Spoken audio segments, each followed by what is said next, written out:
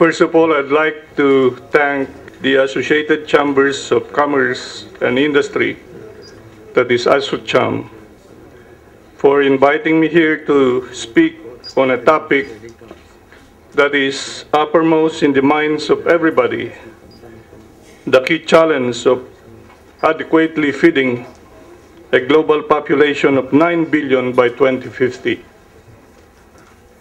Though the Green Revolution of the 1960s, with its improved crop varieties and intensive farming techniques, enhanced food grain production, and helped stave off mass starvation in that era, its benefits were not sustained and did not fully trickle down to the small and marginal farmers of the world.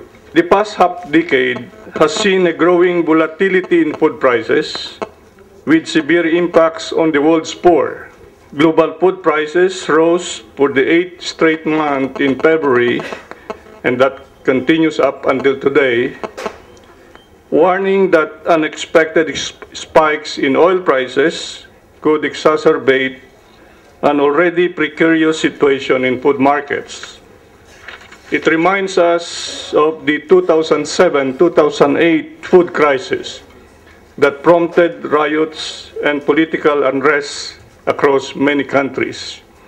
Just to put in context, for those who don't know ICRISAT, we are a global research for development institutions serving Asia and Sub-Saharan Africa, and we work in 55 developing countries of both Asia and Sub-Saharan Africa.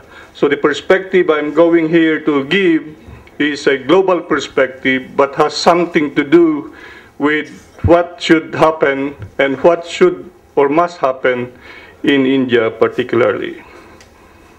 According to the World Bank, 44 million people have been forced into extreme poverty by food inflation since June 2010. As per the 80-country Nomura Food Vulnerability Index, among those suffering most from costly food are 25 countries, which include India, China, Philippines, Bangladesh, Nigeria, Kenya, and Vietnam. So agricultural productivity, especially in developing countries, continues to drop, and the decline of global food stocks in the last 5 years has led to very tense cereal markets worldwide.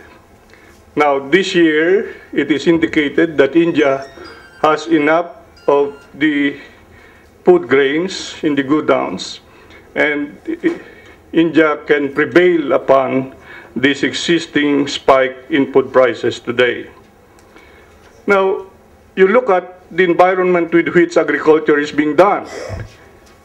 Degraded natural resources and climate change are increasingly affecting food production and prices, with the farming community, majority of whom are small and marginal farmers, getting poor returns for their produce at a time when the cost of cultivation has gone up drastically. To further compound food availability, the supply chain infrastructure in many countries has remained poor, resulting in greater loss. This is the perfect storm or confluence of various factors that we at ICRISAT has been talking about, unsettling lives and livelihoods throughout the world. Among the agricultural priorities that need to be addressed, and where the smallholder farmers are key players, we need to consider that in India it is the smallholder agriculture that must be given the highest attention by government, and that the private sector and other key players must bring that empowerment process to start, because in the end they can contribute very significantly in the growth and development of the economy of India. Climate change, I have been mentioning, biodiversity degradation, resilient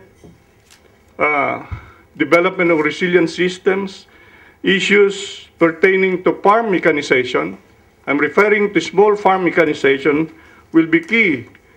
And of course, again, highlighting the need for the private sector also to play actively, helping the smallholders get out of this poverty trap so that there is what we call a public-private partnership that can be enhanced, helping smallholder agriculture to grow.